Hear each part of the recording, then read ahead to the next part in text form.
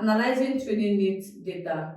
Analyzing training needs data is an essential step in a training needs identification process. Those steps involves reviewing the data gathered during the needs assessment process to identify trends, patterns, and gaps in employee knowledge, skills, and ability.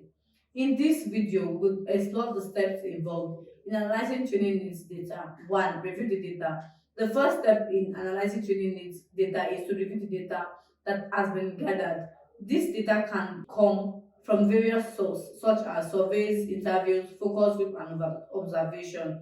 The data should be reviewed to identify common terms, patterns, and gaps in employee knowledge, skills, and abilities. 2. Identify knowledge gaps. The next step is to identify knowledge gaps. This involves identifying areas where employees lack the necessary knowledge to perform their jobs effectively. Knowledge gaps can be identified by reviewing the data for incorrect response, low scores, or frequent incorrect response to specific answers, or frequent incorrect response to specific questions. Identify skills gap. The next step is to identify the skills gap.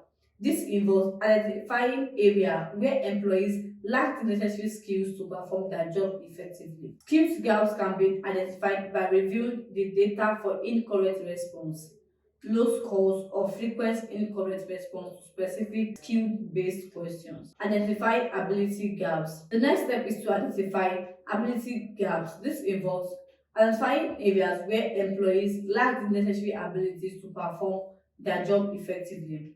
Abilities gaps can be identified by reviewing the data for areas where employees struggle to apply their knowledge and skills effectively. Prioritize the training needs.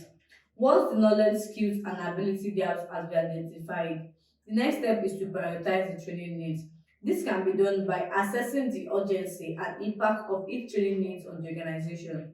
These needs that have a high impact on the organizations and requires urgent attention should be given priority. Develop a training plan. Once the training needs has been identified and prioritized, a training plan should be developed. The training plan should include the training objectives, content, delivery methods, and evaluation methods. Implement the training plan. The final step is to implement the training plan. This involves delivering the training to the target audience using the delivery method identified in the plan. The training should be evaluated to determine the effectiveness and addressing the identified training